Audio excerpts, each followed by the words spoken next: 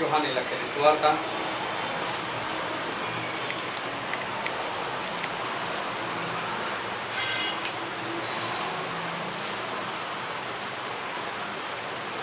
યોહાને લખેલી સુવાર્તા 13 અધ્યાય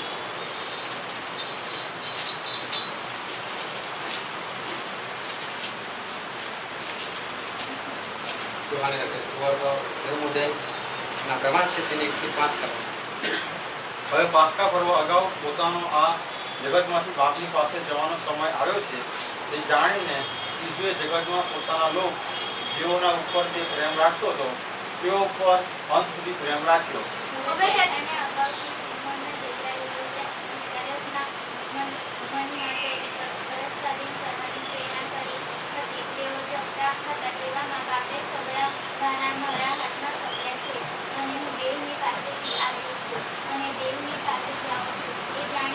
ઈસુ જમણ પરથી ઉઠે છે અને પોતાના રૂમાલ ઉતારીને તેણે રૂમાલ લીધો અને તેને પોતાની કમરે બાંધ્યો। ત્યાર પછી વાસણમાં પાણી રેડીને શિષ્યોના પગ ધોવા તથા કમરે બાંધેલા રૂમાલથી તે લૂછવા લાગ્યો। એ પ્રમાણે તે સત્યતાનું વચન આપણો આશીર્વાદિત છે અને સત્યતાનું વચન સત્ય છે। બાઇબલનું વચન કહે છે કે તમે સત્ય જાણશો અને સત્ય તમને મુક્ત કરશે। ધ્યાનથી સત્યતાના વચનો સમજે કારણ કે જ્યારે આપણે વચનો જોઈએ છે ત્યારે ઈશ્વર આપણી સાથે એ વાત કરે છે। જ્યારે ઈશ્વરે આ સૃષ્ટિનું સર્જન કર્યું અને જ્યારે ચારે તરફ પવિત્રતા હતી અને ચારે તરફ પવિત્ર લોકો હતા અને આપણે સર્વ લોકો જાણે છે કે એમાંથી એક જણે પાપ કર્યું અને એને શૈતાનનું નામ આપવામાં આવ્યું પરંતુ ત્યાં સુધી એ પોતે પણ પવિત્ર હતો અને પવિત્રતામાં ચાલનાર અને પવિત્ર આત્માના ફળોથી ભરપૂર એવો એ વ્યક્તિ હતો।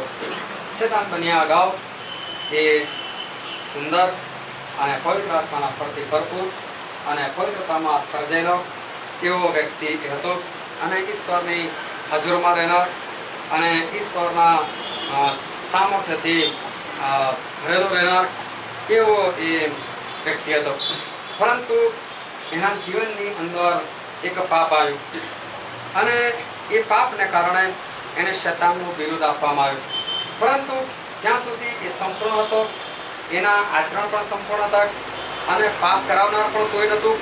ત્યારે એ પાપ જે છે એના પોતાના અંદરથી બહાર આવ્યું એના પોતાનાથી જ પાપ જે છે એ બહાર આવ્યું અને એ સમયે એ શૈતાન કે જે હજુ એના સરની અંદર પાપ આવે એની પહેલાં એ સર્વ લોકોને એકઠા કરનાર ઈશ્વરની આરાધના કરાવનાર એવો મહાન વ્યક્તિ હતો અને ઈશ્વર સિવાય બાકીના બધા જે છે એના હાથ નીચે હતા।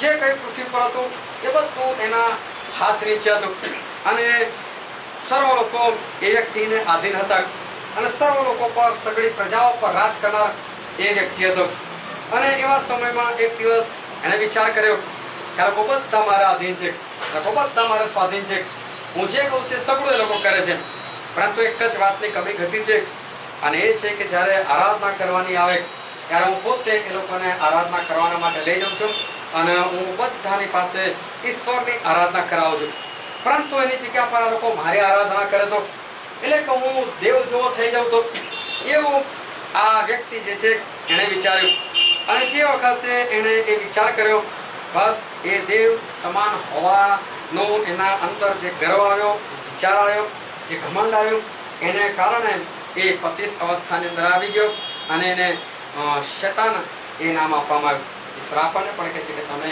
ઈશ્વર જેવા બનો તો ઈશ્વર જેવા બનો એટલે કે ઈશ્વર જેવા સ્વભાવમાં બનો પરંતુ શૈતાન તો એવું વિચારતો હતો કે ઈશ્વર જેવા બનવું એટલે કેવો ઈશ્વર જેવા બનવું એટલે લોકો મારું કહેલું કરે જેમ ઈશ્વરનું કહેલું સર્વ લોકો કરે છે એમ લોકો મારું કહેલું કરે એવી શૈતાનની ઈચ્છા હતી કે હું ઈશ્વર જેવો બની જાઉં અને બાઇબલની અંદર લખવામાં આવેલું છે આપણે વાંચીએ યશાયા પ્રવક્તાનું પુસ્તક અને 14મો અધ્યાય તેની અંદર શૈતાન વિશે વાત લખવામાં આવેલી છે અને આપણે વાંચીએ તેની 13મી અને 14મી કલામ તે કહ્યું કે હું આકાશ ઉપર હું દેવના તારા પર મારું રાજસ્થાન ઊંચું રાખીશ હું છેક ઉત્તરના છેડામાં સવારના પર્વત પર બેસીશ. હું મેઘો પર આરોહણ કરીશ. હું પોતાને પરાત પર સમાન કરીશ. બાઇબલનું વચન કહે છે શેતાને એ મનની અંદર એવું નક્કી કર્યું, હું મેઘો પર આરોહણ કરીશ, હું ઈશ્વરના તારાઓ કરતા મારું રાજ્યાસન ઊંચું કરીશ અને હું પરાત પર દેવના જેવો થઈ જઈશ. એવું આ શેતાન જે છે એ શેતાને વિચાર કર્યો. બહુ ધ્યાનથી ઈશ્વરનું વચન સમજો કે શેતાન એવું ચાહતો હતો, હું દેવ જેવો બની જાઉં, હું દેવ જેવો બની જાઉં. અને આ શેતાન જે છે એ દેવ જેવો બનવા ચાહતો હતો, પરંતુ વિચારમાં નહીં, વાણીમાં નહીં, વર્તનમાં નહીં, પરંતુ એ ઈશ્વર જેવો કઈ રીતે બનવા ચાહતો હતો કે જેમ લોકો ઈશ્વરને માને છે, ઈશ્વરની આજ્ઞા પાડે છે, એમ લોકો શેતાનની આજ્ઞા પાડનાર થઈ જાય, એમ લોકો શેતાનનું પહેલું કરનાર થઈ જાય, એમ લોકો શેતાન જે દેખાડે એ જોનાર થઈ જાય. એવું શેતાન ચાહતો હતો. વિચારવાણી વર્તનમાં સારો બનવા નહોતો ચાહતો, પરંતુ એ તો એવી રીતે ઈશ્વર જેવો બનવા માંગતો હતો કે જેમ લોકો ઈશ્વરની પૂજા કરે છે એમ લોકો શેતાનની પૂજા કરે. અને જ્યારે એ ઈશ્વર, મહાન ઈશ્વર જ્યારે મનુષ્ય બનીને આ પૃથ્વી પર આવ્યા ત્યારે બાઇબલની અંદર ઈશ્વર વિશે જે લખાણ લખેલું છે અને આપણે વાંચીએ ત્યાં લખેલું છે એફેસીનો પત્ર તેનો 5મો અધ્યાય અને 9મી કલમ. કેમ કે પ્રકાશનું ફળ સર્વ પ્રકારની ભલાઈમાં તથા ન્યાયપણામાં તથા સત્યમાં છે. બાઇબલનું વચન કહે છે કે પ્રકાશનું ફળ એટલે ઈશ્વરનું ફળ, એટલે ઈશ્વરની અંદર કેવું ફળ છે, ઈશ્વર કેવા છે આપણા, તો કહે છે કે ઈશ્વરનું ફળ એ સર્વ પ્રકારની ભલાઈમાં છે. ઈશ્વરની અંદર ફક્ત ભલાઈ જ છે. ઈશ્વરની અંદર કશું પણ ખરાબ નથી, ઈશ્વરની અંદર કશું પણ ભૂંડું નથી. ઈશ્વરની અંદર જે કંઈ છે એ બધું જ સારું સારું અને ફક્ત સારું છે. ફરી આગળ લખેલું છે આપણે વાંચે યોહાની લખેલી સુવાર્તા અને તેનો 14મો અધ્યાય અને 30મી કલમ.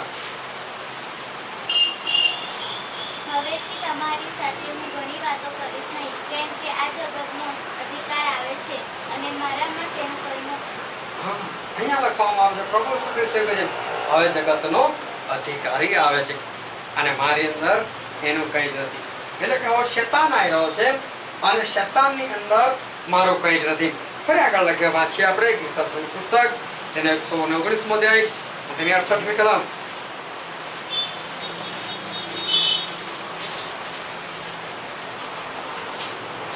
તું ઉત્તમ છે અને ઉત્તમ જ કરે છે. બાઇબલનું વચન કહે છે કે ઈશ્વર ઉત્તમ છે અને ઉત્તમ જ કરે છે. હું ધ્યાનથી સમજો કે ઈશ્વર કેવા છે, તો કે પ્રકાશ ઉપર સર્વ પ્રકારની ભલાઈમાં છે. ઈશ્વરની અંદર ભલાઈ ભલાઈ અને ફક્ત ભલાઈ છે. બાઇબલનું વચન કહે છે કે એ ઉત્તમ છે અને ઉત્તમ જ કાર્ય કરે છે. અને પ્રભુ શ્રી કૃષ્ણ પોતે કહે છે કે હવે જગતનો અધિકારી શેતાન આવી રહ્યો છે અને મારી અંદર એનું કંઈ પણ નથી. એનો અર્થ એવો થયો કે શેતાન એવું ચાહે છે કે હું ઈશ્વર જેવો બની જાઉં, હું ઈશ્વર જેવો બની જાઉં. પણ ઈશ્વર શું કહે છે, શેતાનની અંદર મારું કંઈ પણ નથી અને શેતાનની અંદર જે છે એમાંનું મારામાં કંઈ પણ નથી. શેતાનની અંદર જેટલું બી છે એમાંનું એક પણ ગુણ, એક પણ ટકો એ ઈશ્વરની અંદર નથી. એવું ઈશ્વરનું વચન કહેવા માંગે છે. એનો મતલબ કે આટલા હજારો વર્ષ વીતી ગયા તો પણ શેતાન જે છે ને એ ઈશ્વર જેવો સંપૂર્ણ તો નહીં, પરંતુ ઈશ્વરનો એક ટકો બી હજુ સુધી એની અંદર ઉતરી શક્યો નથી. એ ચાહે છે કે હું ઈશ્વર જેવો બની જાઉં, પરંતુ શેતાન હજુ સુધી ઈશ્વરનો એક પણ ગુણ, એક ટકો પણ પ્રાપ્ત નથી કરી શક્યું. ઈશ્વર પાસે જેટલું છે, ઈશ્વરની અંદર જેટલું છે એમાંનો એક ટકો પણ આ શેતાનની અંદર નથી આવ્યું. શેતાનની અંદર કશું જ નથી આવ્યું કે જે ઈશ્વરને લગતું હોય. અને એટલે પ્રભુ ઈસુ ખ્રિસ્ત કહે છે, આપણે ફરીનો વખત વાંચીએ યોહાન 14 અને 30મી કલમ. હવેથી તમારી સાથે હું ઘણી વાતો કરીશ નહીં, કેમ કે આ જગતનો અધિકારી આવે છે અને મારામાં તેનું કંઈ નથી. બાઇબલનું વચન કહે છે, પ્રભુ ઈસુ ખ્રિસ્ત કહે છે મારામાં એનું કંઈ જ નથી. એનો અર્થ એવો થયો કે ઈશ્વરમાં જેટલું છે એમાંથી એક પણ વસ્તુ એ શેતાનમાં નથી અને શેતાનમાં જેટલી વસ્તુ છે એમાંની એક પણ વસ્તુ એ પ્રભુમાં નથી. એવું નથી કે થોડું ઘણું શેતાનનું જે છે એ પ્રભુમાં હોય કે પ્રભુની અંદર જે થોડું ઘણું છે એમાંનું શેતાનની અંદર હોય, આવું નથી. આ બંને એકબીજાથી વિરોધમાં છે અને શેતાનની અંદર જેટલું બી છે એમાંનું એક પણ એ પ્રભુમાં નથી. હવે શેતાન એવું ઈચ્છે છે કે બધા લોકો મને માનતા થઈ જાય, બધા લોકો મારી પૂજા કરતા થઈ જાય, બધા લોકો મારી પાછળ ચાલે, બધા લોકો મારી આરાધના કરે, બધા લોકો મારી આજ્ઞા પાડે. હવે કોઈ પણ હોય તો કોઈની આરાધના ક્યારે કરે, કોઈ પણ વ્યક્તિ હોય તો કોઈની પૂજા ક્યારે કરે કે જ્યારે એને એની અંદર એવી કંઈક વસ્તુ દેખાય, એને એવું પૂજા કરવા જેવું વસ્તુ દેખાય તો આ વસ્તુ શક્ય છે, નહીં તો નહીં. અને એટલે શેતાન શું કરે છે? શેતાન લોકોને ભમાવે છે. શેતાન લોકોને ભમાવે છે અને ભમાઈને એવું જાહેર કરવા માંગે છે કે તમે જેને ઈશ્વર સમજો છો ને એ ઈશ્વર નથી. તમે જેને ઈશ્વર સમજો છો ને એ વ્યક્તિ તો સારો જ નથી, પરંતુ હું જે છું ને હું એના કરતાં વધારે સારો છું. તમે જેને માનો છો ઈશ્વર, એ ઈશ્વર કરતાં હું વધારે સારો છું. અને એટલે આપણે જ્યારે બાઇબલની અંદર જોઈએ કે આપણા જીવનમાં જોઈએ, આપણી આસપાસ લોકોની અંદર જોઈએ તો આપણે જોવા મળે છે. શું જોવા મળે છે? કે કેટલાય લોકો પ્રભુમાં આવેલા લોકો જે છે ને ફરી પાછા શેતાનમાં જતા રહેશે. કેમ? કારણ કે શેતાન એ લોકોને ભમાવવામાં સફળ થયો છે. શેતાન એ લોકોના મગજની અંદર ખરાઈ દીધું, એના મગજની અંદર એવું ઠસાઈ દીધું કે તમે જેને માનો છો એ નહીં, એના કરતાં હું સારો છું. તમે જેને માનો છો એના કરતાં હું ઉત્તમ છું. તમે જેને માનો છો એના કરતાં હું વધારે પરાક્રમી છું, હું વધારે સામર્થ્ય છું. અને એટલે જ્યારે સૌથી પહેલું કપલ આ પૃથ્વી પરનું આદમ અને હવા, જ્યારે ઈશ્વરે એદનવાડી બનાવી અને એદનવાડી બનાવીને ઈશ્વરે એ એદનવાડીની અંદર આદમ અને હવાને ત્યાં મૂક્યા અને ઈશ્વરે આદમ અને હવાને કીધું હતું કે તમે બધા ફળ ખાઈ શકો છો, પરંતુ વાડીની વચ્ચે એક વૃક્ષ છે જેનું નામ છે ભલા અને ગુંડાળ વૃક્ષ, એનું ફળ તમારે નહીં ખાવ. એવું ઈશ્વરે એ લોકોને આજ્ઞા આપેલી. અને એ સમયે શેતાન જે છે એ હવાની પાસે આવે છે. અને આપણે બાઇબલની અંદર વાંચીએ ઉત્પત્તિનું પુસ્તક અને તેનો 3 અધ્યાય. શેતાન જે છે એ હવાને પૂછે છે, શું ઈશ્વરે તમને બધા પ્રકારના ફળ જે છે એ ખાવાની મના કરી છે? શું ઈશ્વરે એવું કહ્યું છે કે તમે કોઈ પણ ફળ ના ખાશો? અને ત્યારે હવા જવાબ આપે છે. આપણે વાંચીએ તો 3 કલમ. પણ દેવે કહ્યું છે કે વાડીના વચ્ચેના વૃક્ષના ફળને તમારે ખાવું કે હડકવું નહીં, રખાઈને તમે મરો. બાઇબલનું વચન કહે છે કે હવાએ બહુ સ્પષ્ટ વાત કરી અને જેવું ઈશ્વરે કીધેલું એક્ઝેક્ટ કહી દીધું. ઈશ્વર અમને એવું કહી દીધું છે કે વાડીના વચ્ચે જે વૃક્ષ છે, ભલું અને ભૂંડાનું જે વૃક્ષ છે, એ વૃક્ષના ફળને તમારે જોવું નહીં, ખાવું નહીં, હળકવું નહીં, તમારે કશું જ નહીં કરવું, એનાથી તમારે દૂર રહેવું, એવું ઈશ્વરે અમને કીધેલું છે. ઈશ્વરે વાત કીધેલી છે એ સાચી વાત છે. ઈશ્વરે કીધેલું છે એ હવા માને છે. હવાને ખબર છે કે જો આ ફળ ખાઈશું તો ફળ ખાવાથી શું થશે? મોત આવશે. અને એટલે કે છે કે અમને ઈશ્વરે કીધું છે કે તમે આ ફળ ખાશો તો મરણ આવશે. હવે શેતાન શું કરે છે? શેતાન જે છે એ માણસને કેવી રીતે ભમાવે છે એ બહુ ધ્યાનથી સમજો.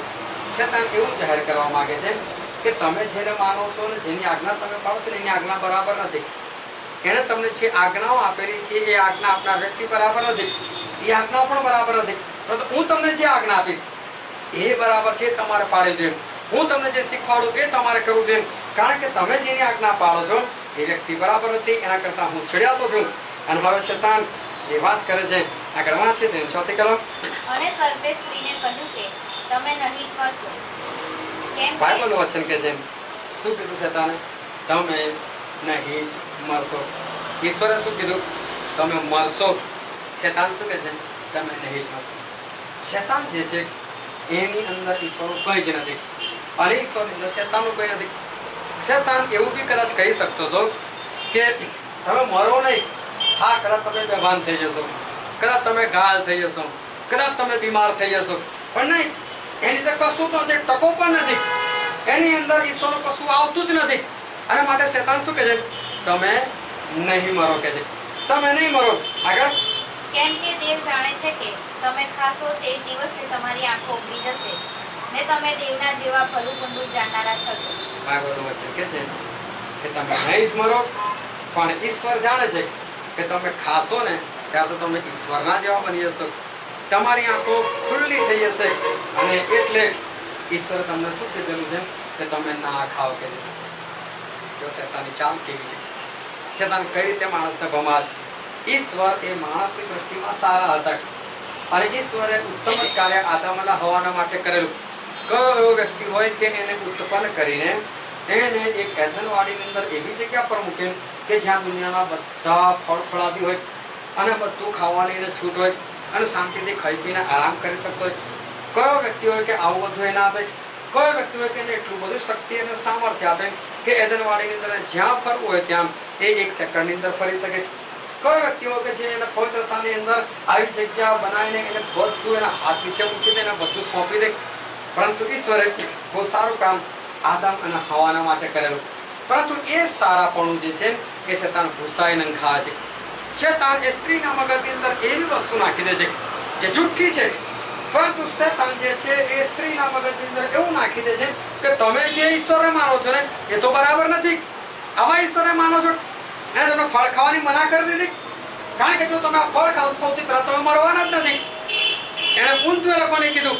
પરંતુ સ્ત્રીને એવી રીતે કે છે કે સ્ત્રી સાચું માની જાય, હે અમે નથી મરવાના. અરે હા, ઉપરથી તમે ખાશો તો તમે દેવના જેવા થઈ જશો. હે અમે એના જેવા થઈ જઈએ એટલે અમને ના પાડેલી છે ખાવાની. આ તો અમને નીચા પાડી રાખવા માંગે છે, અમને આગળ વધવા દેવા નથી માંગતા. એમ કરીને શેતાને એ લોકોને ઘુમાઈ નાખ્યા. સ્ત્રીની આખી વિચારધારા બદલાઈ ગઈ. પરંતુ આ સ્ત્રીએ જોવું જોઈતું હતું કે અમે આટલા વખતથી અદનવાડીમાં છે અને અમારી સાથે તો ઈશ્વર આવે છે. અમે એમને મળવાના માટે દોડીએ છીએ. અમે તો જઈને એમને ચોંટી પડીએ છીએ. અમે એમને જેને પ્રેમ કરે છે એ તો અમારી સાથે કેટલા પ્રેમથી વાત કરે છે. અને હું જ્યારે એમના ચહેરા તરફ જોઉં છું ને મારા ચહેરા તરફ જોઉં છું તો મને તો કોઈ ફરક દેખાતો નથી. એ જેવા દેખાય છે એવા તો મને બનાવેલા છે. પરંતુ શેતાન આવે છે ને ત્યારે શું કરે છે?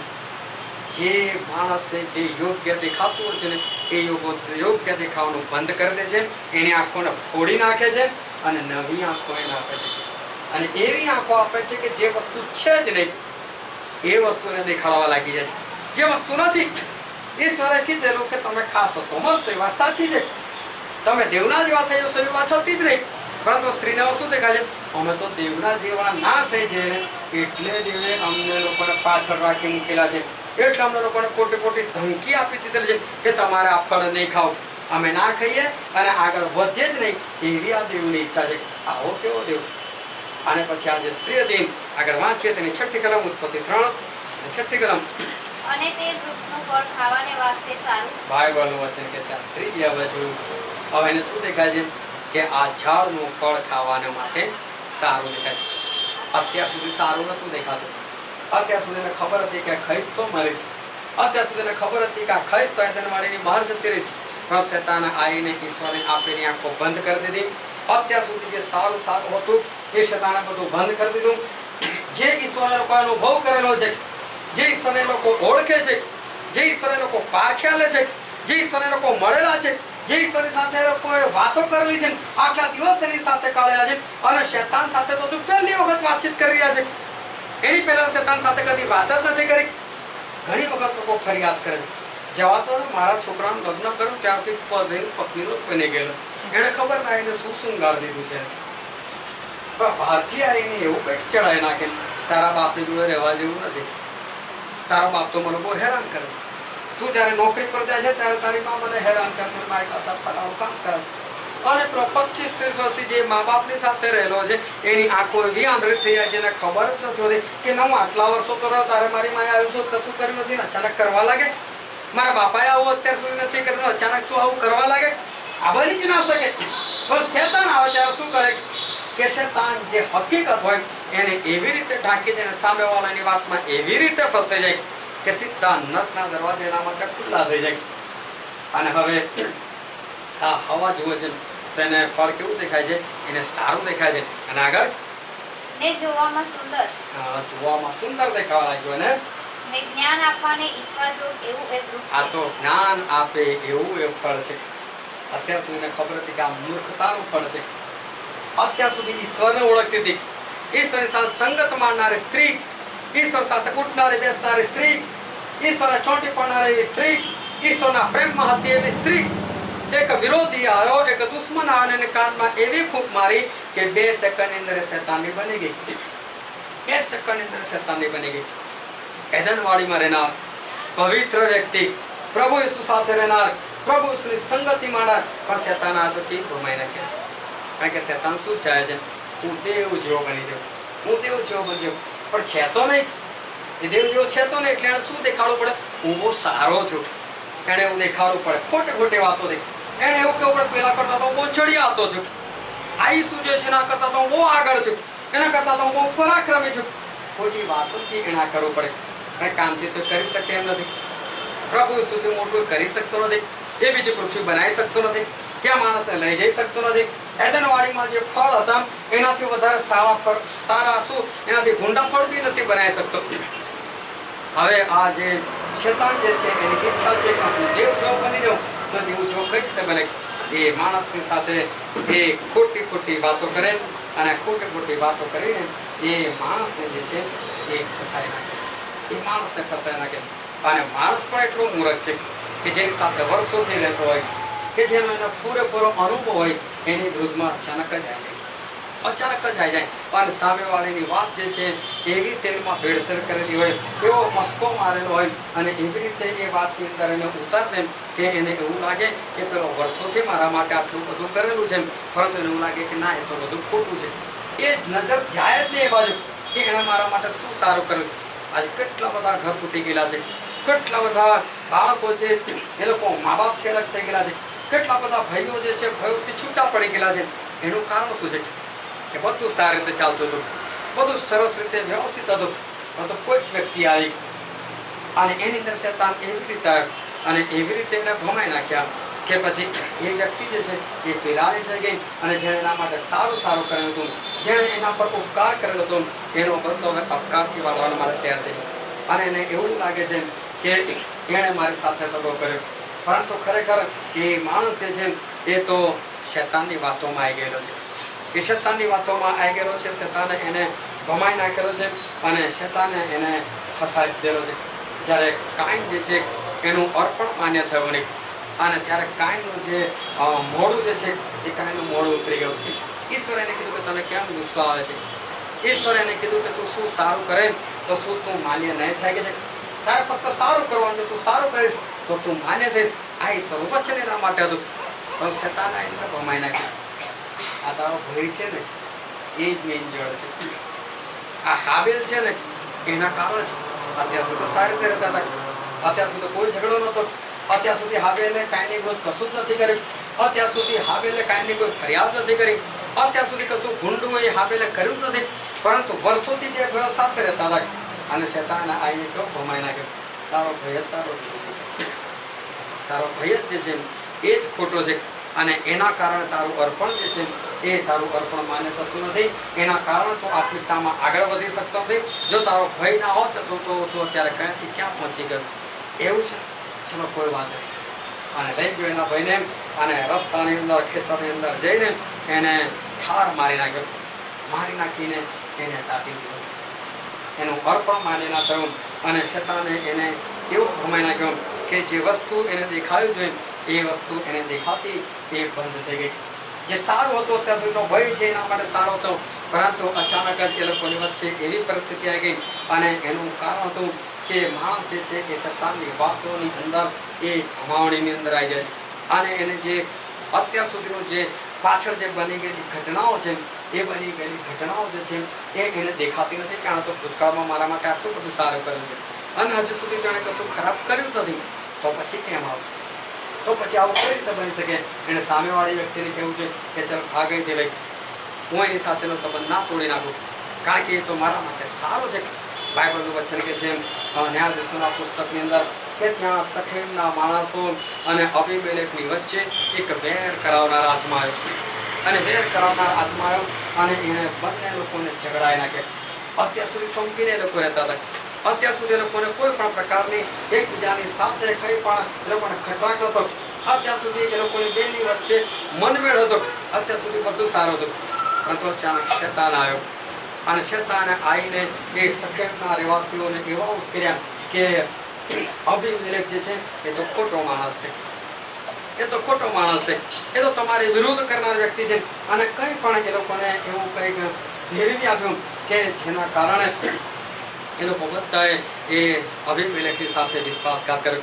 બાઇબલનું વચન કે છે જે ઇઝરાયલનો સૌથી પ્રથમ રાજા બન્યો શાઉલ, અને શાઉલ રાજા જ્યારે રાજા બન્યા અને ત્યાર પછી એમણે જ્યારે ઈશ્વરની આજ્ઞાઓ તોડી અને ઈશ્વરની આજ્ઞાઓ તોડી ત્યારે દાઉદને ત્યાં મોકલવામાં આવે અને એ સમયે આ જે શાઉલ જે છે એ લડવાના માટે ગયેલા હતા અને ત્યાં ગોલિયાથ નામનો એક ફલિસ્તી યોદ્ધો જે રાક્ષસ પુત્ર હતો એ ત્યાં આગળ હતો અને એ રાક્ષસ પુત્ર બહાર નીકળીને રોજ કે તમારે ઇઝરાયલમાંથી એક માણસને મોકલી આપો અને અમે બે જણા એકલા લડીએ. જે જીતી જશે એની સેના જીતી ગઈ અને ઇઝરાયલ પુત્રોમાંથી કોઈ લડવા માટે જતું નથી. અને એ સમયે સાઉલ પોતે પણ ગભરાય છે, સાઉલની આખી સેના ગભરાય છે. અને એવા સમયે અચાનક દાઉદ એક નાનો છોકરો એ ત્યાં જઈને ઊભો થઈ જાય છે. અને જ્યારે દાઉદ ત્યાં જાય છે ને ગોલિયાથને જુએ છે ને ગોલિયાથની વાતો સાંભળે છે, ત્યારે એ શું કહે છે કે મને શાઉલ રાજા પાસે લઈ જાઓ અને હું શાઉલને કહીશ કે હું લડવાના માટે જઈશ.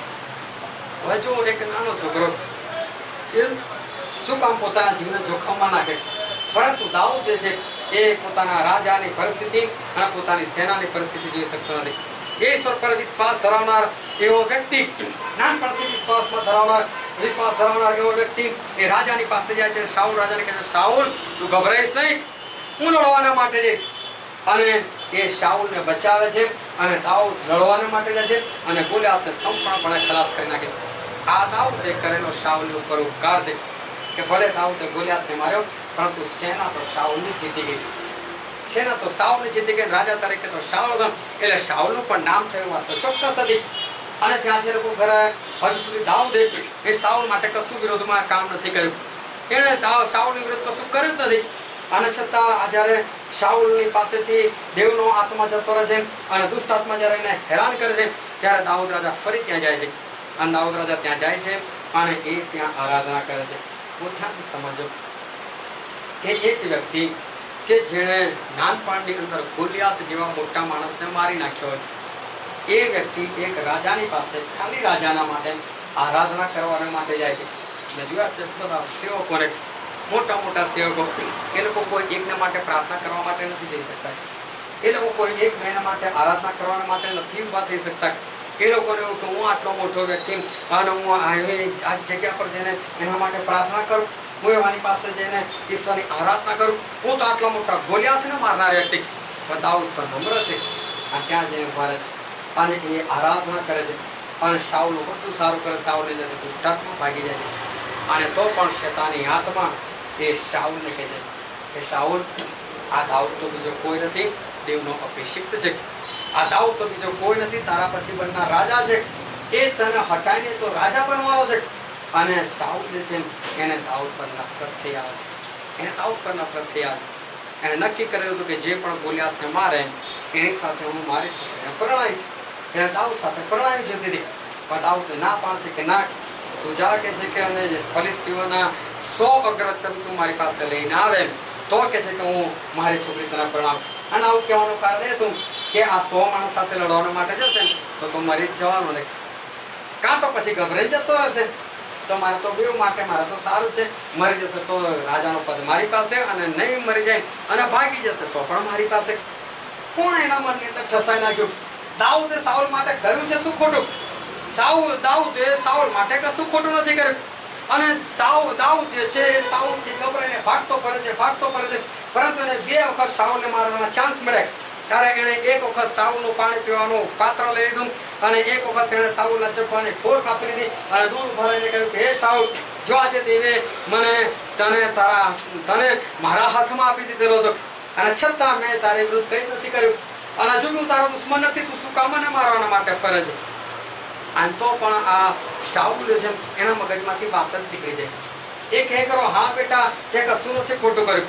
બધું બીજા દિવસે ફરી પાછા કોઈ ઘુમાઈ જાય, ફરી પાછા એને કોઈ ખોટી વાતો નાખે છે. ના, દાઉદ તો રાજા બનવાનો છે, અને એ તેના હટાને રાજા બનશે. અને ત્યારે શાઉલ જે છે એ દાઉદની વિરુદ્ધ થઈ જાય છે. તો ધ્યાનથી સમજો કે શેતાન એવું ચાહે છે કે હું ઈશ્વર જેવો બની જાઉં, અને એટલે એણે એ સાબિત જ કરવું રહ્યું કે હું ઈશ્વર કરતાં વધારે સારો છું. પરંતુ એ સારો છે નહીં. એને સાબિત કરવું રહ્યું કે હું ઈશ્વર કરતાં વધારે પરાક્રમી છું, પરંતુ પરાક્રમી છે નહીં. તો પછી એને કરવું શું પડે? એને જુઠ્ઠી વાતો જ કરવી પડે, એને જુઠ્ઠી વાતો જ બોલવી પડે. આના માટે આ શેતાન જે છે એ લોકોને ભમાવે છે જુઠ્ઠી વાતો કરીને હું ઈસુ કરતાં સારો છું, હું ઈસુ કરતાં વધારે પરાક્રમી છું એવું એ કહે છે. અને માણસો જે છે એની વાતમાં આવી જાય છે. એક વખત એક બહેનને કંઈક બીમારી હતી અને કોઈક એને મને કીધું કે આ બહેન માટે પ્રાર્થના કરાવો. અને મેં બહેનને કીધું, બેન તમને વિશ્વાસ છે કે પ્રભુ તમને સાજાપણું આપી દેશે? આપણે હમણાં પ્રાર્થના કરીને આમેન બોલે એમને પહેલાં તમને સાજાપણું મળી જાય. એટલે જોઈએ છે કે થાય તો ઠીક છે, ને તો મારી પાસે તો બીજો રસ્તો છે જ, હું તો બીજે જવાની છે. એનો મતલબ શું?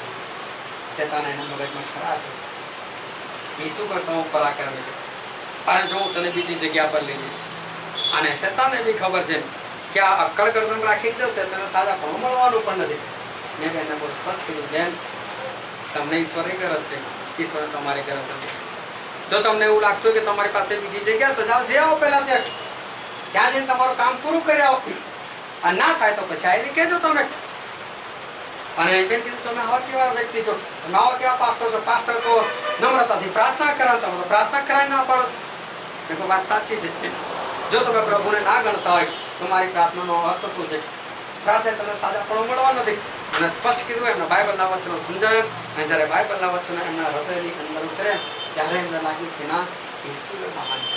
તો શેતાન તો પહેલેથી જ એને ફસાઈને લાવ્યો હતો કે તઈ નહીં થાય તો હું તો બેઠેલો જ છું, હું એના કરતાં વધારે મહાન છું, હું એના કરતાં વધારે સારું કામ કરી શકું છું.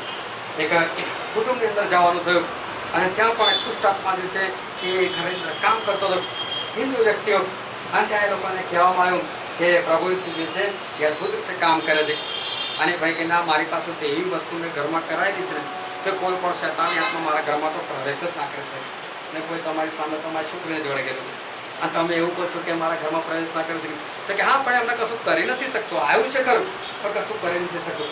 મેં કહું, આવ્યું તો ખરું, તમે આટલું કરાયું તો. પરંતુ પ્રભુ ઈસુનું નામ એટલું બધું મહાન છે. અને જો તમે આ બધું ખાવા તૈયાર થાવ તો અમને કહેજો. પરંતુ પ્રેમમાં કોણ જ ના આવે? એનો અર્થ કે શેતાને લોકોને પૂરેપૂરા ભમાઈ રાખેલા છે. ઈસુ કરતા હું મહાન છે.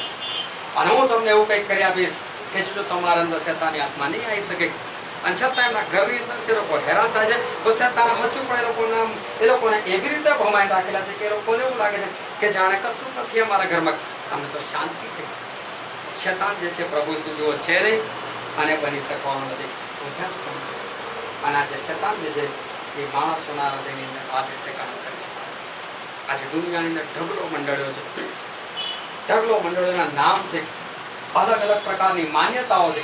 એનું કારણ શું છે? એનું કારણ એ જ છે કે શેતાને સેવકોના મનની અંદર પણ કબજો લીધેલો છે. આજે શેતાને એ સેવકો અને પાસ્ટરોનો પણ કબજો લઈ લીધેલો છે. એ લોકોને પણ અંદરથી એવું ઠસાઈ નાખેલું છે કે પેલો બીજો પાસ્ટર ચાલે છે ને એના કરતાં તું વધારે સારું ચાલે છે. પેલો બીજો જે રીતે જીવન જીવે છે ને એના કરતાં તું વધારે સારું જીવન જીવે છે, એની સાથે તું એક ના થઈશ. તું જે માને છે ને બાઇબલ કે તો પેલા કરતાં તું વધારે સારું માને છે. તારી પાસે જે માન્યતા છે ને તો પેલા બીજા કરતાં વધારે સારી માન્યતા છે. અને એટલે જે લોકો આવી ભમાવણીની અંદર છે એ લોકોએ પછી શું કહેવું પડે છે? એ લોકોએ એવું કહેવું પડે છે કે જો પેલો પાસ્ટર છે ને એના કરતાં હું સારો છું, તમને જ્યારે બી જરૂર ત્યારે તમે મને બોલાવજો. મારા દ્વારા ઈશ્વર આવા કામ કર્યા છે ને મારા દ્વારા ઈશ્વર પેલા કામ કર્યા છે, પણ પેલાથી હજુ સુધી એટલું બધું નથી થયું. એટલે તમને જરૂર પડે ને તો તમે મને બોલાવજો. પરંતુ બાઇબલની અંદર લખવામાં આવ્યું છે, આપણે વાંચીએ યહૂદાનો પત્ર, પહેલો અધ્યાય અને 17 થી 20 કલમો. પણ વહાલાઓ, આપણા પ્રભુ ઈસુ ખ્રિસ્તના પ્રેરિતોથી જે વચનો અગાઉ કહેવામાં આવ્યા છે તેઓને તમે સંભાળો. કેમ કે તેઓએ તમને કહ્યું છે કે છેલ્લા કાળમાં નિંદાખોરો ઊભા થશે. તેઓ બાઇબલ વચ્ચે એવું કહે છે કે છેલ્લા કાળમાં નિંદાખોરો ઊભા થશે. હાલેલુયા. નિંદાખોરો મતલબ એવો થાય છે કોઈકની ખોટી વાત કરી. અને આ શેતાનનું કામ છે. કેમ શેતાનનું કામ છે? કારણ કે શેતાન પ્રભુ જેવો છે નહીં. એ પ્રભુ જેવો થઈ પણ શકતો નથી. એની પાસે પ્રભુ જેવી પવિત્રતા નથી. એની પાસે પવિત્રતા જ નથી. એની પાસે પ્રભુ જેવું કોઈ સામર્થ્ય નથી. અને જોવા જઈએ તો એની પાસે કોઈ પણ પ્રકારનું સામર્થ્ય નથી. હવે છતાં એણે ઈશ્વર જેવો થવું હોય તો શું કરવું પડે? એટલે શું કરે? ઈસુની નિંદા કરે. એ લોકોની આગળ ઈસુની નિંદા કરે.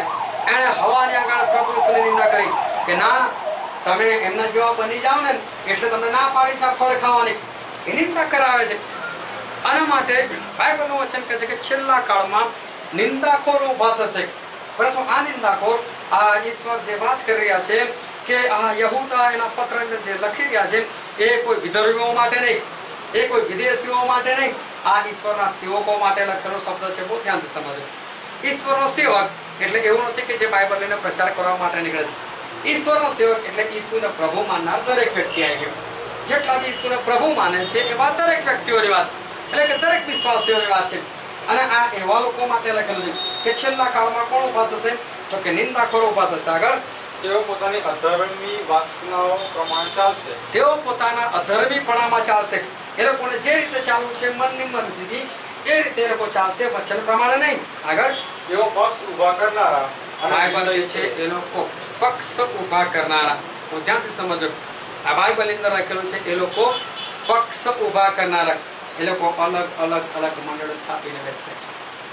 એ લોકો પક્ષ ઊભા કરનારા છે.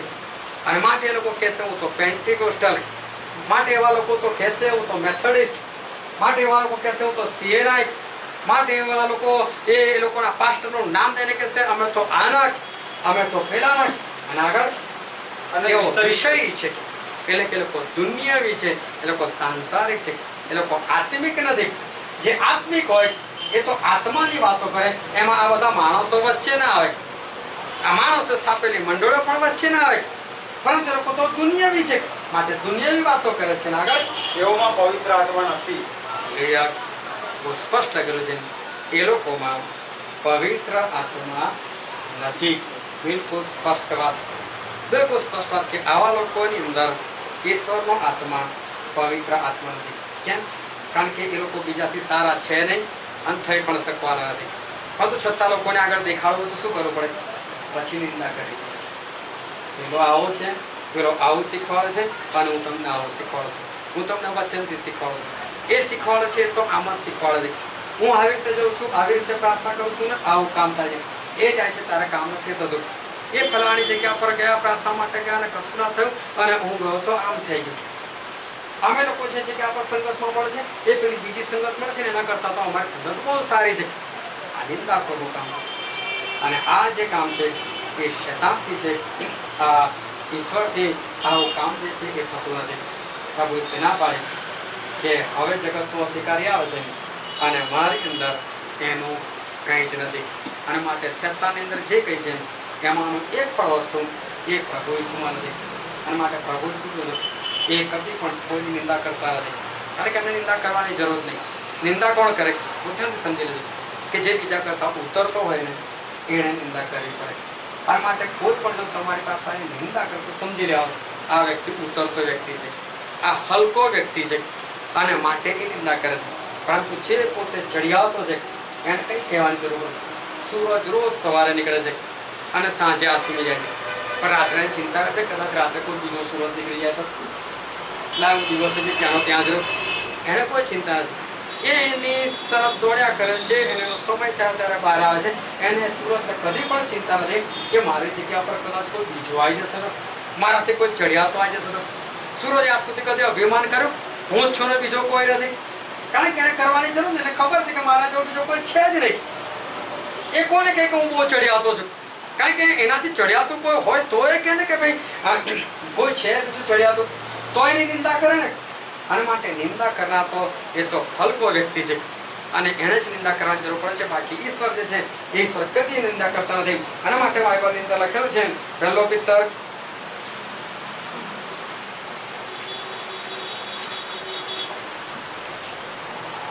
2 અધ્યાય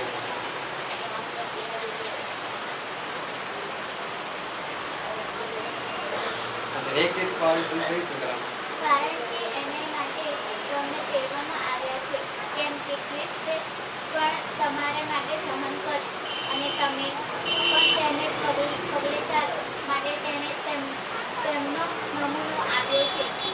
તેણે કંઈ પાપ કર્યું નહીં ને તેના મોંમાં કદી કંઈ કપટ માલુમ પડ્યું નહીં. બાઇબલનું વચન કે છે પ્રભુ ઈસુના મોંમાં કદી કંઈ પણ કપટ માલુમ પડ્યું નહીં. કપટ, કોઈ કપટ કરવાની એમને જરૂર ના પડી. આગળ, અને તેણે નિંદા સહન કરીને સામી નિંદા કરી નહીં. કેટલું સ્પષ્ટ લાગે. પ્રભુ ઈસુએ નિંદા કરીને એમને કહેવાની જરૂર ના પડે હું પેલા કરતા વધારે ચડિયાતો છું. કારણ કે એમના કદાચ કોઈ ચડિયાતો હોય તો કહે ને કે હું એનાથી ચડિયાતો છું. આગળ, દુઃખો સહન કરીને ધમકી આપી નહીં પણ અદલ ન્યાય કરનારને પોતાને સોંપી દીધો. બાઇબલમાં છે સ્પષ્ટ છે કે પ્રભુ ઈસુએ ધમકી આપી નહીં અને પ્રભુ ઈસુએ સામે નિંદા કરી નહીં. કારણ કે એમનાથી કોઈ ચડિયાતું હોય તો પ્રભુ કોઈની નિંદા કરે, પરંતુ એમનાથી ચડિયાતું કોઈ છે જ નહીં આના માટે એમને નિંદા કરવાની એમને જરૂર પડતી નથી. નિંદા કરવાની જરૂર પડતી નથી. શેતાન જે છે એ ઈશ્વર જેવો થવા ચાહે છે પણ થઈ શકવાનો નથી. ઈશ્વરના જે ગુણ છે એમાંનો એક પણ ગુણ એની પાસે નથી. ઈશ્વરની અંદર જે પવિત્રતા છે એમાંનું કંઈ પણ એની પાસે નથી. ઈશ્વર પાસે જે સામર્થ્ય પરાક્રમ છે એમાંનું કંઈ પણ એની પાસે નથી. પણ છતાં એણે એવું દેખાડવું હોય તો પછી એણે જૂઠું જ બોલવું પડે, એણે કપટ જ કરવું પડે મોહની અંદર, એણે નિંદા જ કરવી પડે. અને એટલે શેતાન શું કરે છે? જે હકીકત છે એની પર પડદો નાખી દે છે. એ પડદો નાખી દે છે ને એવી વાતો, એ મીઠી મીઠી વાતો કરે છે કે જેથી કરીને સામેવાળો જે છે એ બધી વસ્તુ ભૂલી જાય છે. હવા બધું ભૂલી ગઈ કે મારા ઈશ્વર કેટલા બધા સારા છે, એની સાથે બેસીને તો ખાઉં પીઉં છું, એની સાથે રહીને હું તો આનંદ કરું છું, એ બધું ભૂલી ગઈ કે ઈશ્વરે એના માટે શું નથી કર્યું, એ બધું ભૂલી ગઈ. અને જ્યારે એને પ્રથમ બાળક મળ્યું ત્યારે એ હવા બોલી ઉઠી કે ઈશ્વરને કૃપાથી મને બાળક મળ્યું. પરંતુ હવે શું, એદનવાડીની બહાર નીકળી ગઈ પછી એને ભાન થયું કે મારે સત્તાની વાતોમાં નહોતું આવવું જોઈએ. ત્યારે એને ખબર પડી. પરંતુ હવે આવી ગઈ એના પછી શું કરે? આજે પણ આપણે જે વચન વાંચેલું હતું એ સર્વ વચન બહુ અદભુત છે કે પ્રભુ આપણી સાથે હોય, પ્રભુ માણસની સાથે હોય. એનો મતલબ એવો નથી કે માણસ જે છે એ શેતાનથી દૂર રહી શકે. અને પ્રભુ ઈસુનું વચન એવું કહે છે કે પ્રભુ ઈસુએ એ દિવસોમાં કે જ્યારે એમને મરણ પાસે આવી રહેલું હતું ત્યારે એમણે અંત સુધી પોતાના શિષ્યોને પ્રેમ કર્યો. જે લોકોની પર એ ઈશ્વર પ્રેમ કરતા હતા પ્રભુ ઈસુ, એ બધાને એ અંત સુધી એમણે પ્રેમમાં પકડી રાખ્યા. અને જે પ્રેમ કરતા હતા એમાંનો એક તો યહૂદા ઇસ્કરિયોત પણ હતો. પરંતુ બાઇબલનું વચન એવું કહે છે, આપણે વાંચીએ યોહાનની લખેલી સુવાર્તા 13મો અધ્યાય તો તેની 20મી કલમ. હવે શેતાને અગાઉથી સિમોનના દીકરા યહૂદા ઇસ્કરિયોતના મનમાં તેને પરસ્વાધીન કરવાની પ્રેરણા કરી હતી. બાઇબલનું વચન આ યહૂદા ઇસ્કરિયોત 24 કલાક 7.5 વર્ષ સુધી પ્રભુ ઈસુ ખ્રિસ્તની સાથે રહેલા. પ્રભુ ઈસુએ જે ખાધું એ યહૂદા ઇસ્કરિયોતને ખવડાવ્યું છે. પ્રભુ ઈસુએ પોતાની અંદર જે સામર્થ્ય હતું એ સામર્થ્ય યહૂદા ઇસ્કરિયોતને કર્યો હતો. જે પ્રેમ એમણે પિતર યોહાન યાકૂબને કર્યો હતો એ જ પ્રેમ ઈશ્વરે યહૂદા ઇસ્કરિયોતને પણ કર્યો હતો. એમણે જ્યારે પિતર યોહાન યાકૂબને ખવડાવ્યું છે તો એવું યહૂદા ઇસ્કરિયોતને બી ખવડાવ્યું છે. જે અધિકાર એમણે પિતર યોહાન યાકૂબ કે બીજા શિષ્યોને આપેલો છે એ યહૂદા ઇસ્કરિયોતને પણ આપેલો છે. જ્યારે એમણે બપ્પેની ફેરમાં લોકોને કામ કરવાના માટે મોકલ્યા ત્યારે યહૂદા ઇસ્કરિયોતને પણ મોકલેલો હતો. યહૂદા ઇસ્કરિયોત પણ કામ કરીને આવેલો હતો. અને યહૂદા ઇસ્કરિયોત પ્રભુ ઈસુ ખ્રિસ્તના પ્રેમનો, સામર્થ્યનો, એમના ઉપદેશોનો, બધી વાતોનો બહુ સારો અનુભવ કરેલો હતો. પરંતુ એની પહેલેથી જ એ શેતાને એના મનમાં પ્રભુ ઈસુ ખ્રિસ્તને પરસ્વાધીન કરવાની પ્રેરણા કરી હતી. શેતાને એના મનમાં ઠસાતું અને પરસ્વાધીન કરી દે. આ નથી સારો તારો ગુરુ. તો જોઈ રહ્યો છે કે હજુ સુધી મારા ગુરુએ મારી વિરુદ્ધ કશું કર્યું જ નથી. તો શેતાને એની આંખો એવી બંધ કરી દીધી છે, શેતાને એની આંખો એવી આંધળી કરી નાખી છે કે આ યહૂદા ઇસ્કરિયોત એ પ્રભુ ઈસુ ખ્રિસ્તની સાથે રહીને પણ પ્રભુ ઈસુ ખ્રિસ્ત ઓળખી જ નથી શકતો. એ ચોર હતો, ચોરી કરતો હતો અને એને ખબર હતી કે મારા પ્રભુ તો કોઈના મનના વિચારો જાણી લે છે. તો જે હાથ ચોરી કરે છે શું એને ના પકડી શકે પ્રભુ ઈસુ? પરંતુ હજુ સુધી પ્રભુ ઈસુએ કોઈની સામે પ્રગટ નહોતું કર્યું કે યહૂદા ઇસ્કરિયોત તો ચોર છે, એ વિશ્વાસઘાતી છે, એમને કોઈને નહોતું કીધું. અને છતાં આ પ્રેમ જે છે એ શેતાન 1 સેકન્ડની અંદર એના મનની અંદરથી કાઢી નાખે છે અને એને દેખાડતો નથી કે જો તારો ગુરુ તને કેટલો પ્રેમ કરે છે, પગ પરથી એને ઊંધું શીખવાડે છે, આને પરસ્વાધીન કરાય છે. આ તારો ગુરુ બરાબર નથી, જેની પાછળ તું બધું છોડીને ચાલી રહ્યો છે ક્યાં બરાબર છે? પણ એને ભાન નથી થતું મેં ક્યાં કશું છોડેલું છું, તો ચોરી કરું છું હજુ પણ. મારો ગુરુ મને કશું કરતો નથી, મારા ગુરુ તો મને કેટલો બધો પ્રેમ કરે છે. બસ શેતાને 2 સેકન્ડની અંદર એને એવી રીતે પલટાવી દીધો કે એ પ્રભુ ઈસુ ખ્રિસ્તને એ પરસ્વાધીન કરવા માટે તૈયાર થઈ ગયો. શેતાન જ્યારે આવે છે ત્યારે એવી નિંદા લઈને આવે છે કે માણસ જે છે પાછળનું ભૂલી જાય છે કે એણે એની પર કયા ઉપકારો કરેલા છે, એના માટે એણે કેટલી દોડભાગ કરેલી છે, એના માટે એણે કેટલો ભોગ આપેલો છે, એ કશું યાદ જ નથી દેવડાવતો. અને તો હમણાં જ ના તારી સાથે આવું કર્યું, ના તારી સાથે કર્યું કશું ના હોય, પણ તો એને એવું ઠસાઈ નાખે છે અને માણસ એ વાતની અંદર ફસી જાય છે. અને માણસ એ વાતની અંદર ફસી જાય છે અને ન કરવાનું કરી નાખે છે. બાઇબલનું વચન કહે છે એની 27મી કલમ યોહાન 13મો અધ્યાય 27મી કલમ. અને કોળીઓ લીધા પછી તરત તેનામાં શેતાન ફેંકો માટે ઈસુ તેને કહે છે કે તું જે કરવાનું છે તે જલ્દી કર.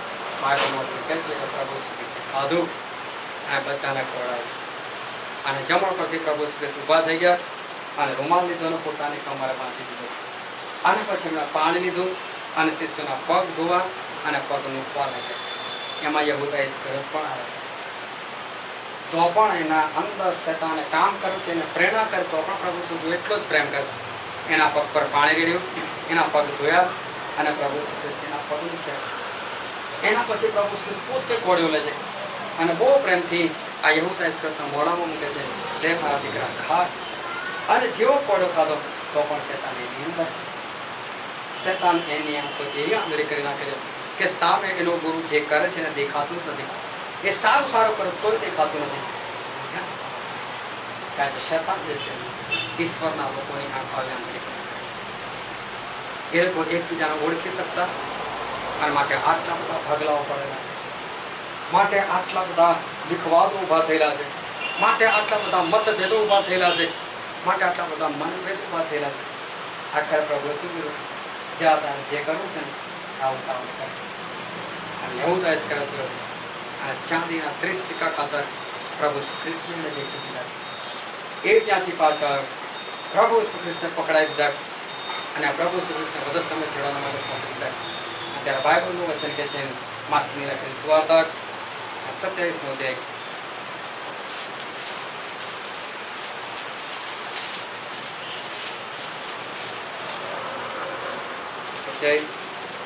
23 કલમ કેવું છે? ત્યાર પછી તે અપરાધી કરાવ્યો અને એ જોઈને તે પક્ષપાતી કરનાર યહૂદાને પશ્ચાતાપ થયો અને પેલા 30 રૂપિયા મુખ્ય યાજકોની તથા વડીલોની પાસે પાછા લાવીને કહ્યું કે નિરપરાધી લોહી પરસ્વાધીન કર્યાથી મેં પાપ કર્યું છે. ત્યારે તેઓએ તેને કહ્યું કે તેમાં અમારે શું, તું જાણે. પછી આગળ વચન કહે છે યહૂદા ઇસ્કરિયોત એને ખબર પડી કે પ્રભુ ઈસુ ખ્રિસ્તને તો ગુનેગાર ઠરાવવામાં આવ્યો. હવે પસ્તાવો કરે છે, પણ શું ફાયદો? જ્યાં સુધી એની પાસે સમય હતો ત્યાં સુધી શેતાની જ વાતો મારી. એને ખબર ના પડી કે હું મારા ગુરુનું વિરુદ્ધ કેટલું કરું છું. જ્યારે ખબર પડી ત્યારે મોડું થઈ ગયેલું હતું. એ પાછો જાય છે અને એ લોકોને કહે છે કે મારાથી ભૂલ થઈ ગઈ, મારા પ્રભુને મારા પાછા સોંપી દો. ક્યાંથી સમજવું? નિંદા એક એવી વસ્તુ છે કે ફોટોથી નીકળેલો શબ્દ અને કમાનમાંથી છૂટેલું તીર એ ભૂલથી બી પાછા આવતા. વાત ખલાસ થઈ ગઈ, વાત ખલાસ થઈ ગઈ. એણે જે પગલું ભરી દીધેલું હતું, વાત ખલાસ થઈ ચૂકી હતી. હવે પાછું રિવર્સમાં કશું પણ લઈ જઈ શકે નથી. હવે પેલા લોકોને કહે છે કે નિરપરાધી લોહી, તો હવે તેને ભાન થયું કે નિરપરાધી છે. શેતાન તને ખોટું કહેતો હતો તો ગુનેગાર છે, સારો નથી, તું એને વેચી નાખ. ત્યારે તે ના માન્યું પ્રભુ ઈસુનું, અને શેતાનનું કહ્યું તે માન્યું. એ તો સારો છે જ નહીં અને એનામાં સારા પણ કશું નથી. પરંતુ માણસ જ્યારે આંધળો થઈ જાય છે શેતાનની વાતોમાં, ત્યારે એને કંઈ જ દેખાતું નથી. એ કંઈ જ દેખાતું નથી. અને આ યહૂદા ઇસ્કરિયોતે કંઈ દેખાતું નથી. તો શેતાન એને તો શું કામ કરાયું? છૂટા પડી જાવ. હવે આ કંઈ દુશ્મન બની ગયા ને, હવે મારે શું લેવા દેવા? હવે મારે આની અંદર રહીને બી શું કરવું છે? બે દુશ્મન બની ગયા. આ કશું કરી શકે એમ નથી. અને જઈને એને ફાંસો ખાધો. કારણ કે પસ્તાવો કરવાના માટે પ્રભુ ઈસુ ખ્રિસ્ત પાસે જવાનો કોઈ અવકાશ નથી રહ્યો. અને એણે ગળે ફાંસો ખાઈ નાખ્યો અને એ વ્યક્તિ મૃત્યુ પામ્યો. એ જ્યારે વિચારતો હતો કે મને પરત સ્વાધીન કરી દઉં, ત્યારે પણ પ્રભુ ઈસુને પ્રેમ કરે છે, ત્યારે પણ એના પગ ધોવે છે, ત્યારે પણ એની માવજત કરે છે, ત્યારે પણ એની સાથે રહે છે. એના પ્રભુ ઈસુ ખ્રિસ્તી બનતો બધો પ્રેમ એને દેખાડે છે કે જો તારી અંદર શેતાન છે, તું નિંદાખોર છે, તું મને પરસ્વાધીન કરનાર છે, છતાં હું તારી પર મારો પ્રેમ જ કરું છું. છતાં નથી દેખાતું એને. જ્યારે દેખાય ત્યારે એના માટે એક જ નરકના દરવાજા, આપઘાત, મરણ, એ સિવાય એની પાસે કંઈ રહેતું નથી. એના કરતાં માણસ જે છે એ શેતાનને ઓળખી જાય વધારે સારું છે. માણસે શેતાનને ઓળખી વધારે સારું છે. કારણ કે શેતાન એ ઈશ્વરની વિરુદ્ધ માણસને જ કરે છે. એવું કહેવા માંગે છે કોઈના કરતાં વધારે સારું છે અને નિંદા કરાવે છે. અને એ જ કામ જ્યારે ઈશ્વરના લોકો કરે, કારણ કે શેતાનને ઈશ્વરના લોકો સાથે જ મતલબ છે. વિધર્મીઓ તો એના છે જ, જે પ્રભુ નથી માનતા તો બધા એના જ છે. એ તો નરકમાં જવાના છે. એની પાછળ ક્યાં દોડવાનું? એ તો એના જ છે. પણ જે પ્રભુના લોકો છે એ એની અંદર જ કામ કરે છે અને એ લોકોની જ અંદર રહીને એ ખોટા માર્ગે લોકોને લઈ જાય છે. તો આપણે શેતાનને ઓળખીએ, શેતાનની વાતો ઓળખીએ અને આપણા પ્રભુ ઈસુ સારા છે, એના સિવાય કોઈ સારો નહીં, એમાં કદી ફસાય. હવે આપણે આપણે આપણને બંધ કરીએ આપણા મસ્તક. જીવતા દઈને વચન કે જે રાજાઓના છે, જે પ્રભુના પ્રભુ છે. Thank you my Jesus. Hallelujah.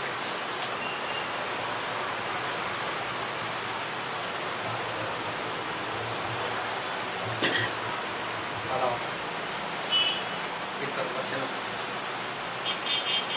ઈશ્વર વચન સનાતન છે.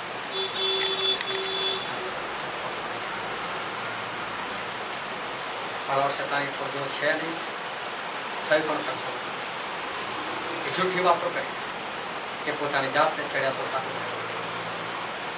પ્રભુ શું તેવું કહે છે, તું તારી જાતને નમ્ર કર, યોગ્ય સમય ઉચ્ચ પદે મૂકીશ.